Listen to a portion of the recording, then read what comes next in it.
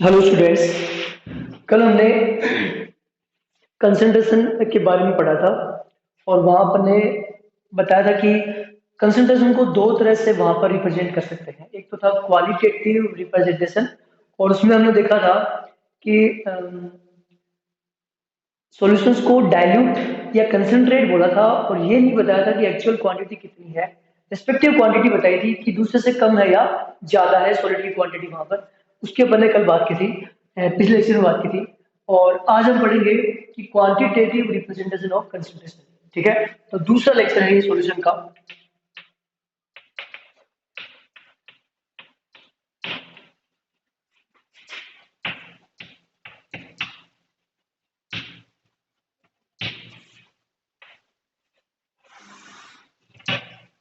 और हमारी हेडिंग है क्वांटिटेटिव रिप्रेजेंटेशन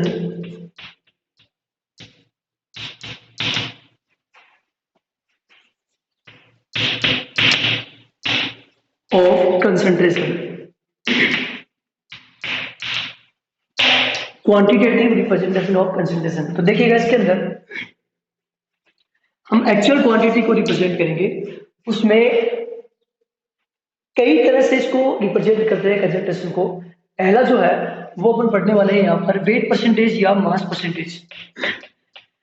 पहले पढ़ने वाले हैं वेट परसेंटेज या आप कह दीजिए mass percentage. Mass percentage W/W%। ये अपन इसमें पहला देखने वाले हैं। ठीक है, देखिएगा जनरली वैसे तो सॉल्यूट का भी वेट परसेंटेज निकाल सकते हैं और सॉल्वेंट का भी निकाल सकते हैं, लेकिन जनरली सॉल्यूट का ही फाइंड आउट वहां पर किया जाता है। ठीक है, तो देखिएगा मास परसेंटेज या weight percentage of solute, simple सा फॉर्मूला अपन यहाँ पर काम में लेंगे। Weight percentage of solute W/W% is equal to weight of solute, weight weight of solute upon weight of solution upon weight of solution। ये हमारा फॉर्मूला हुआ इंटू 100। परसेंटेज निकाल रहे हैं इंटू 100। ठीक है, यानी कि सॉल्यूशन के अगर इसको डिफाइन करें अपन, वेट परसेंटेज को डिफाइन करें तो इस तरह से करेंगे कि भाई wait percentage of solute is defined as weight part of solute dissolved in per 100 weight part of solution। ठीक है, इसे अपन डिफाइन भी कर सकते हैं। ठीक है, ये फॉर्मूला अपने पास आ गया। ठीक है, इसके बाद भी देखो इसमें यूनिट तो इसमें होगी नहीं, यहाँ भी वेट है यहाँ भी वेट है, ये परसेंटेज निकाल रहे हैं अपन। ठीक है, क्वेश्चन देखिए आप, दो तरह के क्वेश्चन अपन कराता हूँ, तीन तरह के आपको। पहला, मान लीजिए अगर क्वेश्चन है कि 100 gram of urea dissolved in 200 gram of water।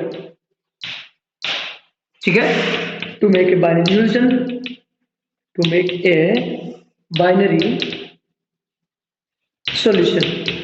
और इसमें आपको पूछा है कि कैलकुलेट करना है, कैलकुलेट W/W% ऑफ सॉल्यूट। मान लीजिए इसमें सॉल्यूट का वेट परसेंटेज आपको कैलकुलेट करना है। ठीक है, तो फॉर्मूला अपने पास में है। अच्छा, पहले मैं एक क्वेश्चन और लिखता हूं इसी तरह का कि भाई 100 gram of urea dissolved in 200 gram of water solution, 200 gram of water solution. ठीक है, calculate 200 gram of water solution, calculate the wait percentage of urea. ये आपसे पूछ लिया है।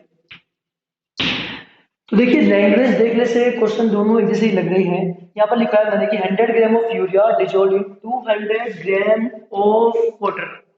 मतलब 200 ग्राम ऑफ वाटर में इसको डिजोल्व किया गया है, ठीक है। और वहां पर मैंने लिखा है दूसरे में कि dissolve in 200 gram of water solution, मतलब वाटर सॉल्यूशन का 200 ग्राम है और उसके अंदर ही 100 ग्राम यूरिया जो है वो डिजोल्व है। इसका मतलब उसमें 100 ग्राम क्या रहा होगा, वाटर रहा होगा, ठीक है।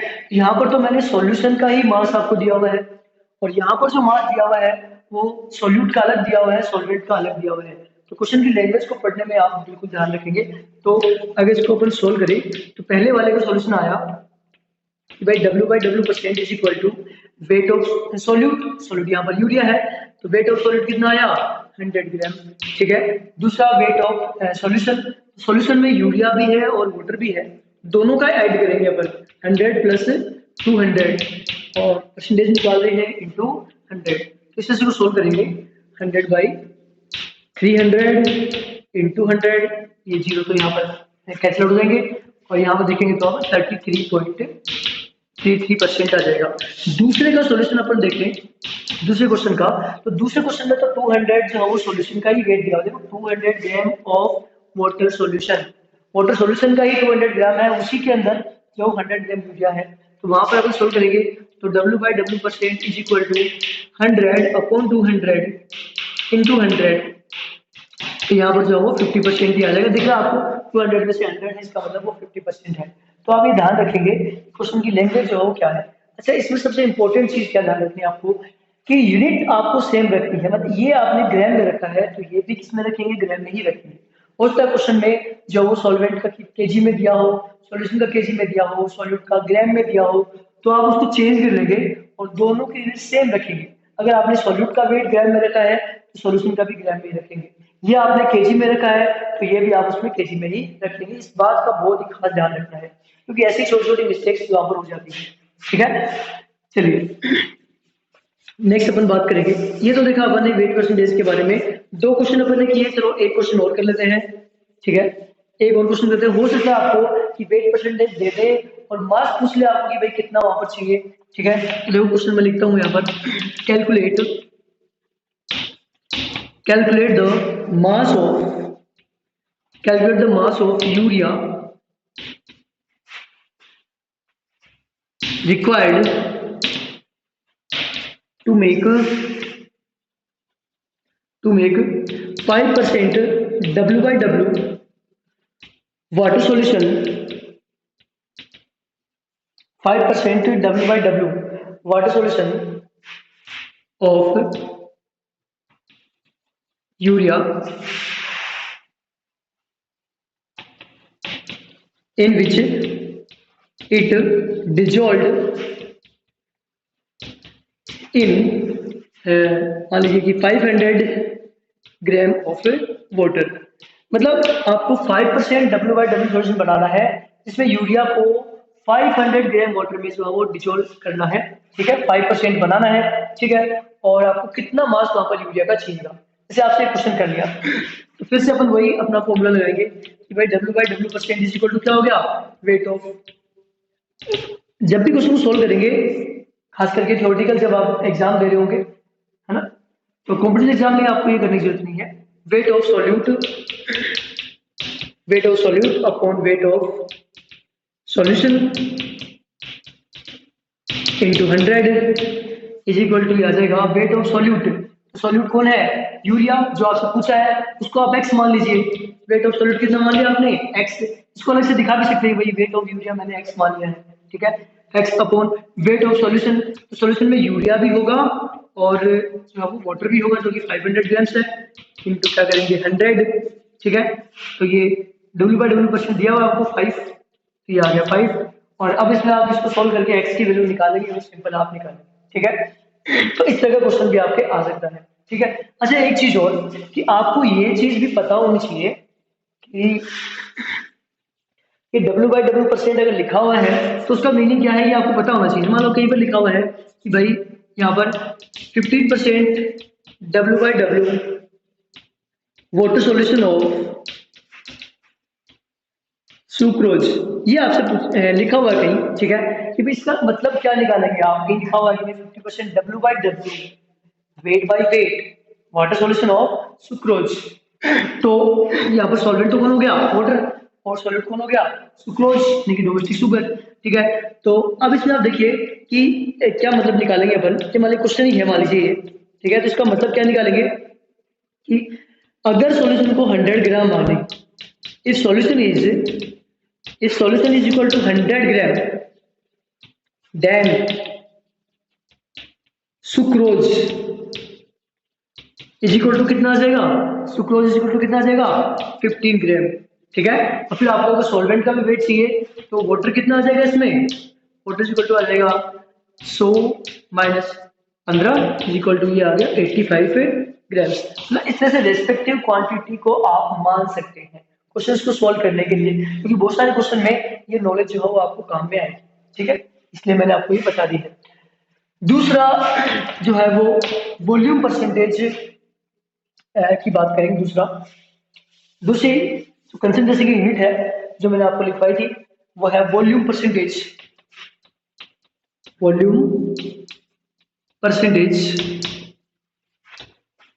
यानी कि V/V%। अगेन मैं आपको कह रहा हूँ कि सॉल्यूट की जनरली कैलकुलेट करते हैं, कैलकुलेट तो किसी की भी कर सकते हैं। एक second,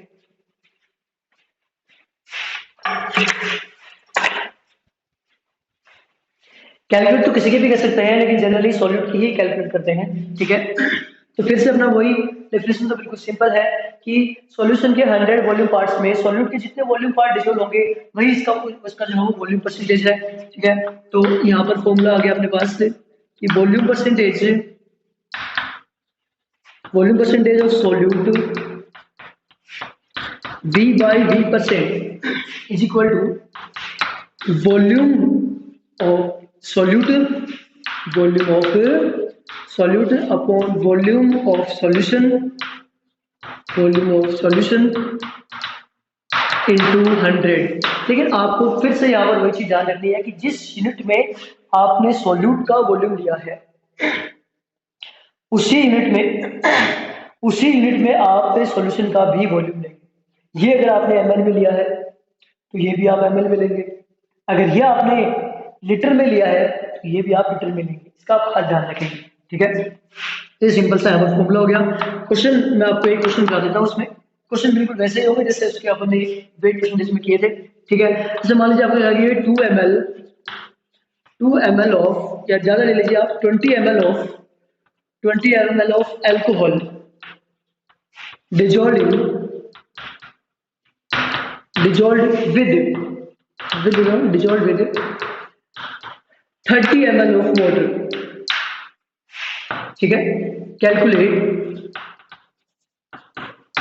calculate volume percentage of solute. दिख रहा है आपको सॉल्यूट इसमें कौन होगा, एल्कोहल होगा। ठीक है, तो फिर से अपन फॉर्मूला लगाएंगे कि भाई volume percentage V/V% is equal to volume of solute. जैसे हमारे क्वेश्चन में मैंने 30 ml दे दिया, यहाँ पर कुछ और देता, मान लीजिए 30 ml की जगह मैं लिखता हूँ यहाँ पर 1 लीटर। ये आपसे कह दिया मैंने कि भाई 1 लीटर है, कि 1 लीटर वाटर में जो वो 20 ml जो है वो डिजॉल्व है। ठीक है, तो अब अपन कैसे निकालेंगे, ध्यान दीजिए। इसमें अपन क्या करेंगे कि इसका ml है तो उसका भी क्या लेंगे अपन, ml लेंगे। ठीक है, और ये लीटर है तो उसका भी क्या बना लेंगे, लीटर बना लेंगे। ठीक है, फिलहाल यहाँ पर ये ml है, 200 ml है और वो 20 ml है, इसको भी तो 200 कर लीजिए आप, 200 ml कर लीजिए, है ना। 200 ml है और वो 1 लीटर है, तो ये वेट वॉल्यूम ऑफ सॉल्यूट हो गया अपना 200 ml। वॉल्यूम ऑफ सॉल्यूशन में देखो आप सॉल्यूट भी है और सॉल्वेंट भी है, तो ये 1 लीटर है, इसका मतलब 1000 ml हो गए। तो 1000 ml तो वो हो गया, 200 ml ये हो गया, तो 200 ml प्लस 1000 ml ये हो गया सॉल्यूशन का वॉल्यूम, और इनटू क्या करेंगे 100, और इसको अपन सिंपल सोल्व करने के लिए बिल्कुल सिंपल आप कर लेंगे। ठीक है, तो इस तरह से जो है वो क्वेश्चन यहाँ पर बन सकता है। हो सकता है आपको कि भाई वॉल्यूम पूछ ले और ये वॉल्यूम V/V% पहले से ही दे दे, ऐसा भी आ सकता है। ठीक है, तो इनमें कुछ खास नहीं है, वही मतलब 10 तक की स्टैंडर्ड के क्वेश्चंस बनते हैं, कुछ खास नहीं है इसके अंदर। ठीक है, आगे चलते हैं। Weight by volume percentage, next है number 3, weight by volume percentage. इसको लिखेंगे W/V%। जनरली क्या करते हैं, सॉल्यूट का तो वेट लेते हैं और सॉल्वेंट सॉल्यूशन का जो है वो वॉल्यूम देते हैं। ठीक है, डिफाइन कैसे करेंगे कि भाई किसी भी सॉल्यूशन के 100 वॉल्यूम पार्ट्स में, किसी भी सॉल्यूशन के 100 वॉल्यूम पार्ट्स में सॉल्यूट के जो वेट पार्ट डिजोल्व होंगे उसको अपन क्या बोलेंगे, उसका wait percentage, wait by volume percentage. ठीक है, तो W बाई V परसेंट लिखेंगे कि भाई wait of solute upon volume of solution into यहाँ पर करेंगे अपन 100। ठीक है, तो यहाँ पर देखिए, यहाँ पर वेट किया गया है, यहाँ पर वॉल्यूम दिया गया है, यहाँ पर इसकी यूनिट भी हम लिखेंगे। ठीक है, तो वेट को जनरली अपन हम लोग ग्राम में ले, इसको जो ml में ले तो यूनिट हो जाएगी ग्राम पर ml परसेंट, बना सकते हैं। इसको केजी में ले, इसको लीटर में ले तो केजी पर लीटर परसेंट ऐसी हो जाएगी। इसको ग्राम में, इसको लीटर में ले, जो याद होता है, मतलब हो सकता है कि आपने इसको ग्राम में लिया हो, या मैं ये नहीं करा आपसे कि भाई आप यूनिट सेम रखेंगे। ठीक है, इसको ग्राम में ले सकते हो, इसको लीटर में भी ले सकते हैं। फिर क्या लिखेंगे, ग्राम पर लीटर परसेंट। अगर इसको लीटर में लिया है वॉल्यूम को, इसको ग्राम में लिया है तो ग्राम पर लीटर परसेंट लिख देंगे। ठीक है, तो इस वजह से इसकी यूनिट भी होगी। ठीक है, और ये जो कंसंट्रेशन की यूनिट है ये वाली, वो जनरली जो फार्मास्यूटिकल सिरप होती है, जो पीने की दवाइयाँ आती है, उनके अंदर इसी कंसंट्रेशन को वहां पर यूज करते हैं। और दवाई के ऊपर लिखा भी होता है, आपने इस तरह की लैंग्वेज आप देखिए कि दवाई के ऊपर कि भाई इतने ग्राम पर ml परसेंट है ये दवाई के अंदर। तो उसमें क्या होता है कि इससे जो सॉल्वेंट होता है ना, लिक्विड, उसके अंदर वो दवाई जो पाउडर की फॉर्म में होती है उसको उसमें डिजोल्व कर देते हैं, और डिजोल्व करने के बाद सिरप बनाते हैं। इसी कंसंट्रेशन को वहां पर यूज करते हैं। चलो आगे चलते हैं। तीन कंसंट्रेशन अपन ने पढ़ ली है, नंबर 4 पे आते हैं।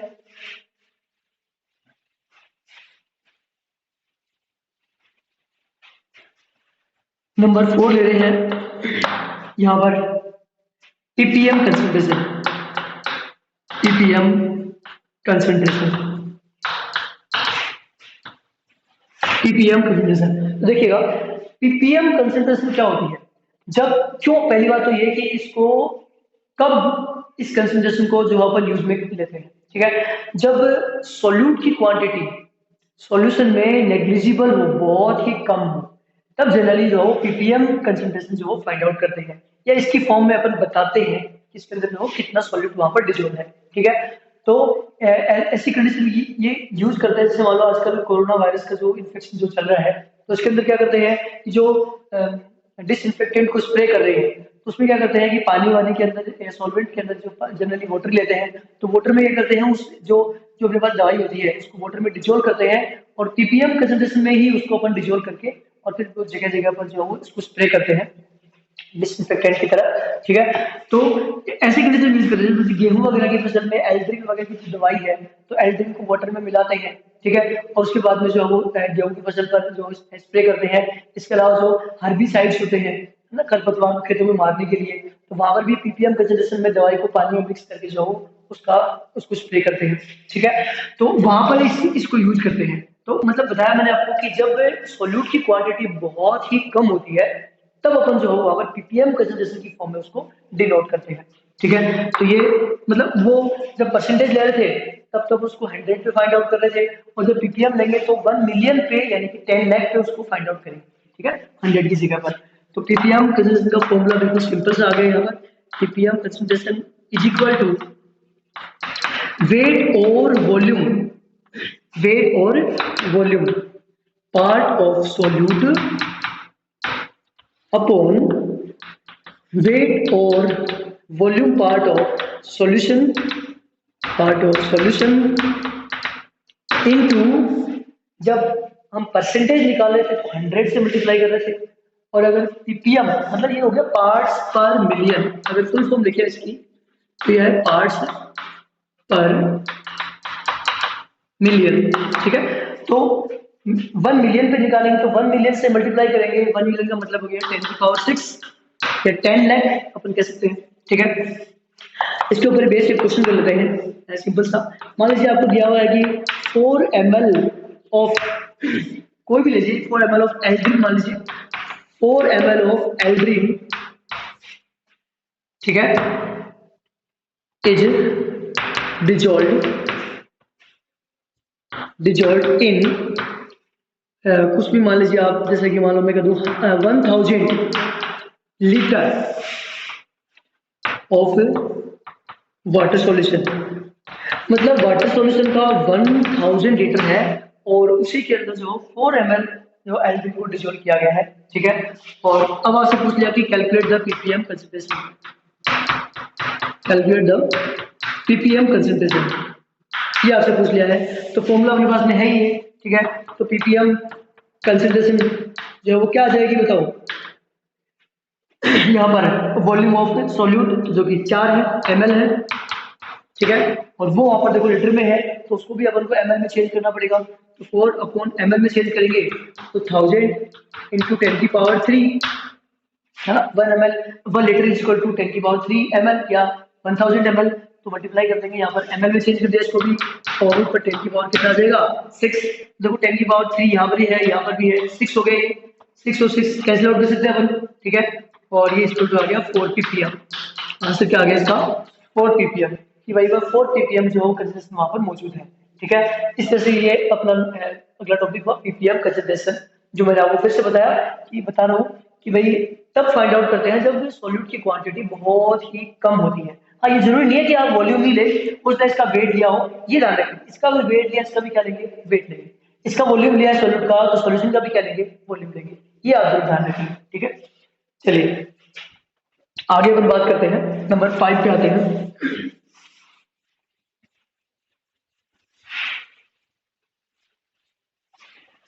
नंबर 5 है मोल फ्रैक्शन, पीपीबी, पार्ट्स पर बिलियन। क्योंकि 1 बिलियन पे भी जो उसको फाइंड आउट करते हैं, तब उसको 10⁻6 की जगह पर 10�9 से मल्टीप्लाई कर देते हैं, ठीक है।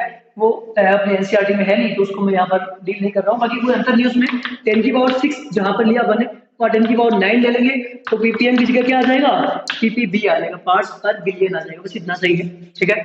चालू करते हैं next, mole fraction. Mole fraction x, mole fraction को एक्स से डिनोट करेंगे, ठीक है। तो देखिएगा मोल फ्रैक्शन एक्स क्या है, किसी भी, अच्छा एक बार, मोल फ्रैक्शन जो है वो जनरली सॉल्यूट और सॉल्वेंट दोनों के ही फाइंड आउट करते हैं, या जितने भी सॉल्यूट है उस सभी के फाइंड आउट कर सकते हैं, ठीक है। तो मोल फ्रैक्शन क्या है कि 1 मोल मान ले, अगर टोटल सॉल्यूशन को 1 मोल मान ले, तो उसमें से किसके कितने मोल है, तो वो उसका मोल फ्रैक्शन होता है। मतलब ये एक पे फाउंड आउट होता है, किस पे होता है, ये एक पर फाइंड आउट होता है। अगर टोटल मोल्स को 1 मान ले, तो किसी भी कंपोनेंट के कितने मोल्स उसमें एक में से कितने हैं, तो वही उसका फ्रैक्शन होता है, ठीक है। देखिएगा कि मोल फ्रैक्शन कैसे निकालेंगे इसको, mole fraction of A component, mole fraction of A component x is equal two moles of that component, जिसका भी आप निकाल रहे हैं, moles of that component upon total moles of solution, upon लेंगे टोटल मोल्स ऑफ सॉल्यूशन, ठीक है। या आप डिफाइन करना चाहे तो कर सकते हैं कि किसी भी कंपोनेंट के मोल फ्रैक्शन उस कंपोनेंट के मोल और टोटल मोल का रेशियो होते हैं, ऐसे करके आप डिफाइन भी कर सकते हैं, ठीक है। तो moles of that component upon total moles of solution, तो उसके मोल फ्रैक्शन होंगे, ठीक है। बिल्कुल सिंपल सा है ये, इसमें कुछ भी नहीं है। तो इसके ऊपर एक क्वेश्चन कर लेते हैं, सिंपल सा क्वेश्चन लेते हैं। मान लीजिए कि 2 grams of hydrogen, 2 grams of hydrogen is mixed with ले लीजिए 4 grams of oxygen, ठीक है। 2 ग्राम हाइड्रोजन को 4 ग्राम ऑक्सीजन के साथ में मिक्स किया गया है, ठीक है। अब आप ये मत कहना कि भाई रिएक्शन हो जाएगी, क्योंकि H2 और O2 बॉन्ड एनर्जी काफी ज्यादा होती है और नॉर्मली रिएक्शन नहीं करते हैं। आप लाखों सालों तक भी दोनों गैसों को एक साथ रखें, रिएक्शन नहीं होगी जब तक वहां पर टेम्परेचर नहीं हो और कैटलिस्ट नहीं हो वहां पर, तब तक ये रिएक्शन नहीं होगी, ठीक है। इनकी रिएक्शन जो है वो बहुत ज्यादा हाई टेम्परेचर पे होती है ना, 2000 केल्विन से भी ज्यादा टेम्परेचर पे रिएक्शन कर पाएंगे, ठीक है। तो mix with 4 gram of oxygen. अब पूछा मैंने आपसे कि भाई calculate the mole fraction, calculate the mole fraction of each component, दोनों कंपोनेंट के मोल फ्रैक्शन आपसे पूछ लिए, ठीक है। तो देखो कैसे इसको सोल्व करेंगे। सबसे इंपॉर्टेंट चीज ध्यान रखनी है, जो जनरली स्टूडेंट्स गलती करते हैं वो क्या करते हैं कि ग्राम जो क्वांटिटी दी हुई है इसी से मोल फ्रैक्शन निकालने लग जाते हैं। जबकि आपको देखो लिखा हुआ है मोल्स ऑफ दैट कंपोनेंट, मतलब जिसके भी आप निकाल रहे हो उस कंपोनेंट के मोल, ये तो ग्राम क्वांटिटी है, मोल नहीं है, ठीक है। तो मोल कैसे निकालते हैं, तो उसके लिए वो फॉर्मूला है, किसी के भी मोल्स निकालते हैं, moles of a substance is equal to gram quantity upon molar mass, gram quantity upon molar mass. किसी भी कंपोनेंट के अगर मोल्स आपको निकालने हैं तो ग्राम क्वांटिटी में मोलर मास से उसको डिवाइड करेंगे तो मोल्स आएंगे वहां पर, ठीक है। तो सॉल्यूशन देखते हैं इस क्वेश्चन का। तो देखिएगा पहले मैं मोल निकाल रहा हूँ H2 के, तो मोल को जनरली स्मॉल n से डिनोट करते हैं, NH2 यानी कि H2 के moles is equal to gram quantity कितनी है 2, H2 का मोलर मास कितना है वो भी कितना है बताओ 2 ही है, H2 का मोलर मास कितना है 2, तो इसके कितने मोल आ गए 1। दूसरा अगर मोल्स निकाले हैं ऑप्शन के NO2 is equal to gram quantity आपको दी हुई है 4 ग्राम्स और मोलर मास जो है ऑप्शन का वो कितना होता है, तो देखिए आप O2 लिखेंगे तो इसमें देखेंगे आपकी O2 में आप निकालेंगे तो एक मोल एटम का मास जो 8 ग्राम है, तो 2 मोल एटम होंगे एक मॉलिक्यूल में, एक मोल मॉलिक्यूल्स में, ठीक है। तो यहाँ पर कितना आएगा 16, सॉरी उल्टा बोल गया मैं, एक का 16 होता है तो 2 का कितना हो जाएगा बताओ 32, ठीक है। तो 4 कितना आ जाएगा 32। अब ये कॉमन मिस्टेक होती है जब मैंने कहा आपसे ऑक्सीजन, तो जो पार्टिकल नेचर में एग्जिस्ट करते हैं वही आप उसको समझेंगे। जब तक मैं आपसे ये नहीं कहूंगी ऑक्सीजन एटम, जब तक आप एटम नहीं समझेंगे, जब मैं कह रहा हूं आपको ऑक्सीजन तो आप O2 ही समझेंगे क्योंकि जनरली ऑक्सीजन O2 की फॉर्म में एग्जिस्ट करती है, ठीक है। तो मोलर मास मोलिकुलर मास को वहां पर लिखेंगे, तो मोलिकुलर मास कितना आ गया 32, तो 4/32, तो ये आ गया अपना 1/8। तो दोनों के मोल्स निकाले मैंने, H2 के मोल्स निकाल लिए और O2 के भी मोल्स निकाल लिए। तो अब निकालेंगे अपन मोल फ्रैक्शन, तो X से H2 का मोल फ्रैक्शन, इसके मोल अपॉन टोटल मोल, इसके मोल कितने हैं 1, टोटल मोल कितने हैं 1 + 1/8, इसको सॉल्व कर लेंगे। दूसरा अगर अपन O2 के निकाल रहे हैं तो उसके मोल कितने हैं 1/8, टोटल मोल कितने हैं 1 + 1/8, तो इस तरह से ऑप्शन के भी मोल फ्रैक्शन अपन निकाल सकते हैं।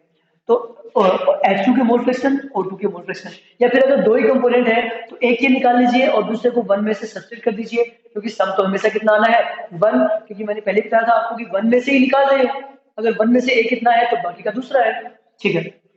चलिए तो ये क्वेश्चन हुआ। अब देखो इसमें मोल फ्रैक्शन पे और भी क्वेश्चन मैं कराता हूँ आपको कुछ।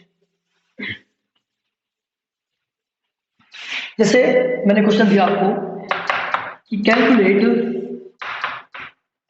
Mole fraction of each component in 46% W/W, 46% W/W water solution of ethanol, water solution of ethanol, ये आपको मैंने क्वेश्चन दे दिया, ठीक है। इथेनॉल का 46% W/W वाटर सॉल्यूशन है, ठीक है। तो फिर से देखो सबसे पहले आपको 46% W/W का मीनिंग लिख लेना है यहाँ पर, ठीक है। तो सॉल्व करते हैं इसको। If solution is equal to 100 gram, अगर सॉल्यूशन को अपन 100 ग्राम मान लें तो जो इथेनॉल है, इथेनॉल का फॉर्मूला क्या होता है C2H5OH, तो वो कितना हो जाएगा 46 ग्राम्स। तो दूसरा कंपोनेंट वाटर है, तो वाटर कितना हो जाएगा बाकी का वाटर हो जाएगा, तो 100 - 46 इज इक्वल टू आ जाएगा 54 ग्राम्स, ठीक है।